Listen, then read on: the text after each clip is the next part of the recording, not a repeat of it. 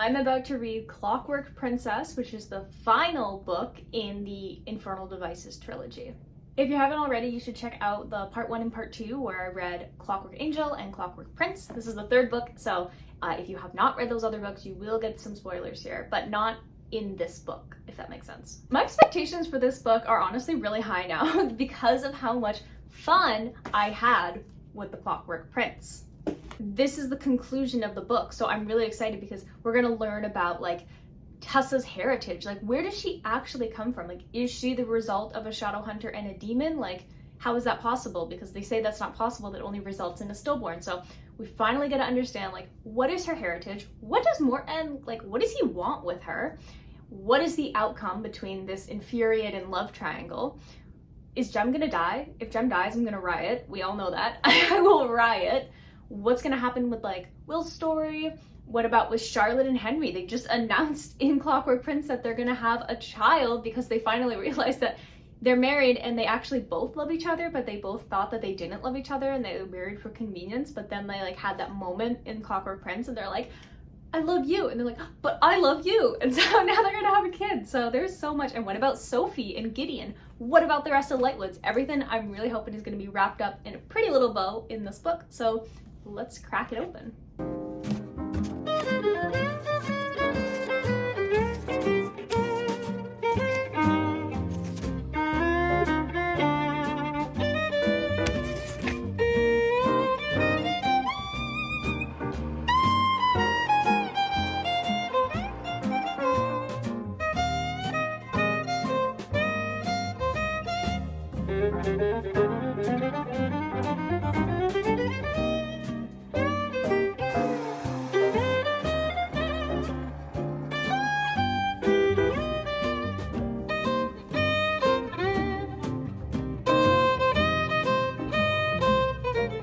So I am now a little bit more than 100 pages into Clockwork Princess, and so much has already happened. Starting off with a prologue with Alyosius and like what happened to his niece.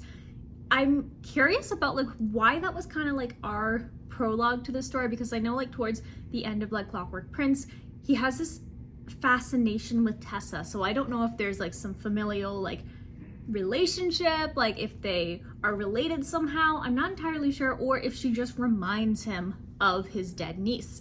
Not entirely sure, but that's kind of like my theory at the moment. So this book here pretty much takes place 2 months after the end of Clockwork Prince. So Will's sister is here, she's been trained as a Shadowhunter, and Tessa and Jem are basically preparing to get married, so she's like fitting on her wedding dress and like all this stuff, and it's like, well, like this is cute. And then we actually get to see a more human side of Gabriel Lightwood. So like we knew from the beginning like Gideon was kind of like the nice son who's kind of like seeing Sophie in a way, but right now there's like some tension with them because like she's a servant, and now that he's actually living in the Institute, they're like, he still wants to see her, but she's like, he doesn't want, like, I'm a servant, like this just isn't right, because like he's lost so much by choosing to like be here and kind of betray his dad.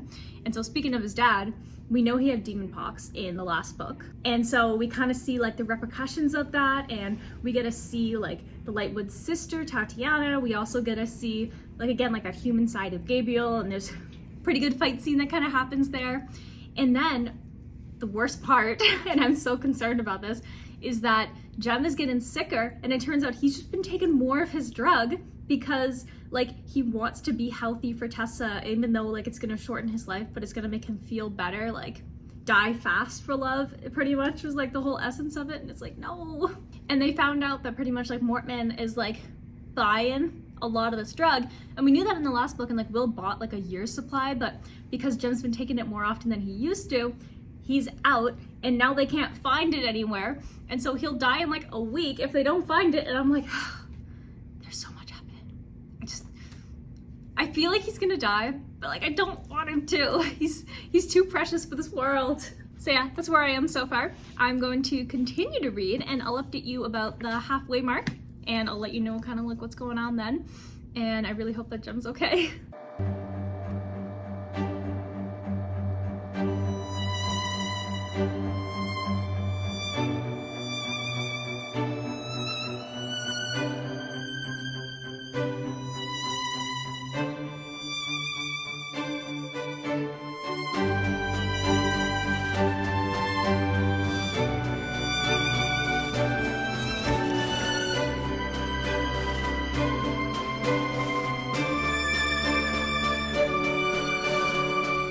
I'm now about halfway through Clockwork Princess in chapter 14, Hurt.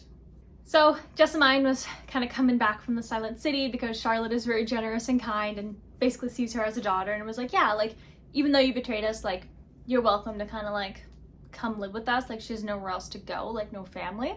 And so on her way, she's coming over and like all the characters are gonna go kind of come out and meet her, but then they get attacked by these automations that are basically like, they're more advanced than like the first couple that we've seen.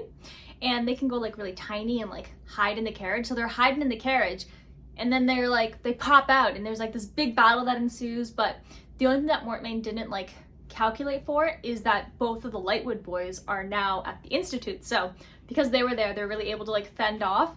Bridget, the like one of the kind of like servants there who's always like singing those really, really morbid and bizarre songs, she can really fight. Like she like destroys a couple of those automation things like it's nothing, like even saves Will at one point, like when he's being attacked by that, and it's like, wow, like she knows what's up.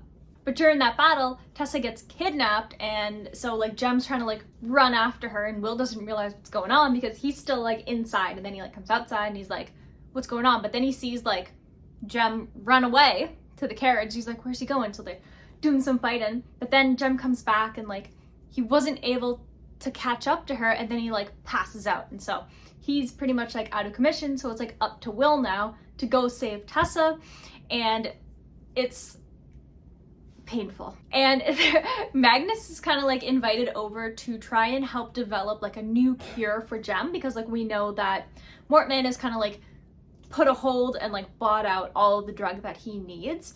And so Magnus is kind of over there and everybody's kind of working together to try and like come up with this like cure. And so Magnus kind of sends some characters out to like go pick up some stuff, and he and Henry like they start bonding. It was so adorable. Like they were just like vibing. I'm like, this is like an unlikely friendship, but I love it. Like Magnus and Henry just, it's just so cute. I love it.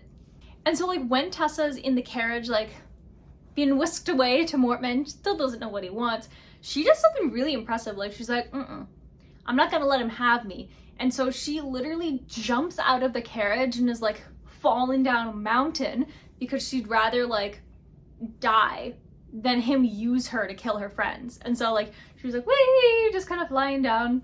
And so like Will's trying to look for her and she's kind of like falling down and all this stuff. And so there's a lot that's happening and I'm like on the edge of my seat. So that's where I am right now. Will is still on the hunt trying to find Tessa. He found the jade necklace that Jem gave her as an engagement gift that was his mom's originally. And so she left it kind of like a breadcrumb for like Will or Jem to find. So like she threw it out of like the carriage area. And this is before she like kind of jumped out. And that way like everyone knows that she's on the right way. And then another story that's kind of happening like on the side is like what's happening with the council. The consul has basically like said, hey, like I've been here for like 10 years, like I think it's time to resign and I want my nephew to take over. And the council's like, but what about Charlotte? Like Charlotte is a way better fit than like your nephew. And he's like, no. And they're like, yes. And then we see like this kind of like letter that the consul had written where he's basically just like really, really concerned that he's not going to be remembered. And so he doesn't obviously send that letter and he like scratches it out. So now he has like the two Lightwood boys kind of like spying for him, but it kind of didn't go the way he wanted. So now he's trying to convince Gabriel to do it for him, because we know Gabriel has been a little bit more on the like, he's very torn because everything he believed in, like he realized he wasn't on the right side of it. And so the consul is basically like taking advantage of that, and he wants him to report on anything sketchy Charlotte might be doing, so he can basically be like, yeah, Charlotte cannot be the consul, like she's not allowed to because she's like bad and up to no good and like all this stuff. So that way the council stops telling him like, oh, like when you retire, like give it to Charlotte because like she's great. And he's like, no, I don't want to. So yeah, that's where I am right now. I'm going to continue to read and hope that what happened in chapter 14 is not actually what I think happened. I hope that there's some way around it and that we are okay and that all my characters are okay. So I'll see you in my next update.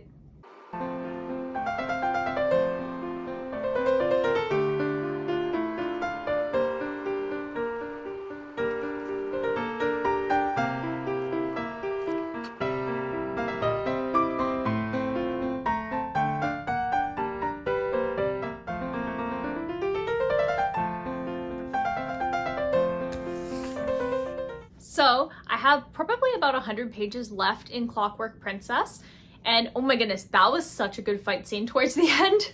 So we know that the consul guy was like, we don't want the Shadowhunters to go help Charlotte, so he basically hosted this like everybody has to attend or they'll like lose their position kind of like council meeting, when Charlotte had requested like, hey, I'm gonna be going to this place at this time, like to stop Mortmain, so please come. And of course nobody comes because they're all at that council meeting, so it's just up to like her and like all of our kind of like main characters to pretty much save the day and like find Tessa.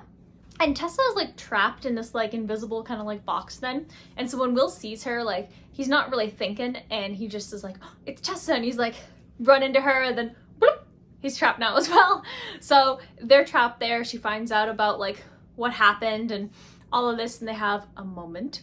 And then after that moment, Magnus comes and he's like, boop, just pops it like it's nothing. He's like, okay, you guys are free now. And so they're all kind of like going out and they're fighting all the automations, and like the automations now are like not what they used to be, because like if you remember in the other books, Mortmain had taken the like the Pryaxis, like where it had all the demons stored in it, and he's essentially found the way to put the demons into these automation bodies, and that way like the weapons that the Shadowhunters use that are meant to kill demons don't work because the bodies aren't demon bodies. So the fight scene itself was really, really, really good. And like the way that the clockwork angel on Tessa's like neck, how that came to be really important for that fight was so good. I screamed. It was so good.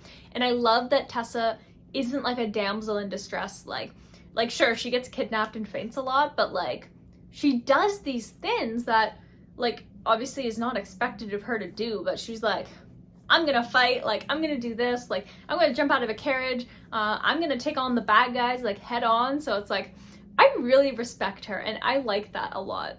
I also screamed when like Henry got attacked, because like Henry's so innocent and I love him and he's so precious.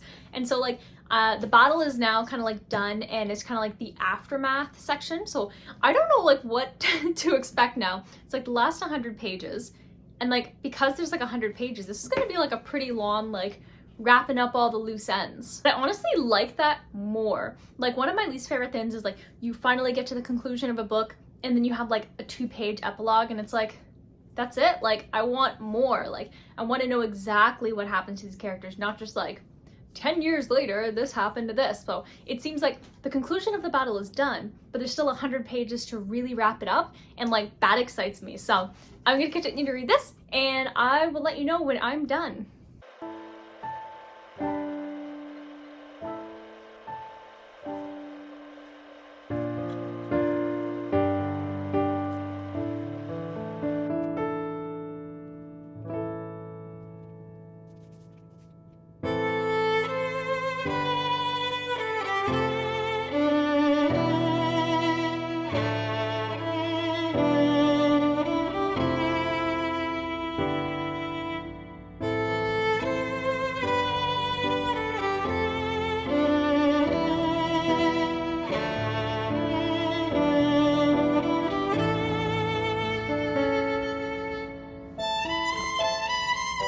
Last night I finished The Clockwork Princess and I don't think I'm ever gonna emotionally recover from the epilogue. Those last 100 pages, honestly, literary perfection. And I don't say that lightly. I absolutely love when authors like don't just stop at an epilogue. It's like, no, we're gonna dive deeper, finish off all the characters' stories, and then have an epilogue. And that epilogue really hurt, because it's no spoiler that we know Tessa's immortal, so the epilogue basically just shows as she survives, like she doesn't die, like she's immortal, and everybody she loves just dies. And it's like an interesting perspective, I think, because like you don't, like it's, I don't know how to put words, I'm just sad. I think that it really kind of shows like, although immortality can be great, it's also kind of like a curse, because like she doesn't want to watch everybody she loves die. Like she doesn't want to watch her kids die, or her kids' kids, or her love, like all of that. So it was really, really just like right in the feels. But there was also like, it was kind of bittersweet at the same time though, because like I'm not going to spoil anything for you. I will be making a video where I talk about all 3 of these books with spoilers. So we can talk about that in a different video. I don't want to spoil too much for you, but in this video, in the other video I will. But yeah, it was just so beautiful and sad and tragic and lovely and just so yeah, I'm really happy that I read this series. I had a dream about it last night because I finished it right before I went to bed. And it was all I could think about. So I think you can guess. I'm going to give The Clockwork Princess a total of 5 stars, which I think is great. Like, the first book we know is technically a 3.5. The second book was a 4. This one was a 5. This one emotionally wrecked me, and I love when books do that. Like, it's just so good. I had so much fun with this. Like, there was character development too. So like the first book, the characters, they were very flat. And I mean, I still don't really get like why everybody was in love with Tessa. Like, doesn't really make sense because she doesn't really have much like personality going on. But like, aside from that, like, she is really brave and she has a cool power and she's very passionate. So like, I don't hate her. I think she's pretty cool.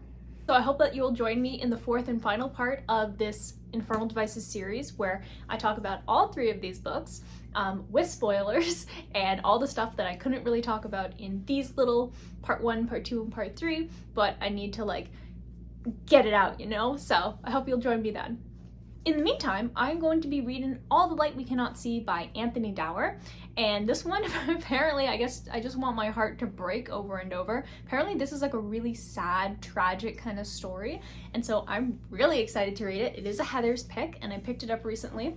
And so I'm very excited to read it. And so if you're interested in watching me read this book, if you're interested in the final part where I talk about all 3 books as a whole, definitely hit the subscribe button if you haven't already and turn on the bell notification. That way you get notified anytime a new video comes out. Hope you enjoyed this video. I will see you in the next one, and don't forget to hit the like button. Bye!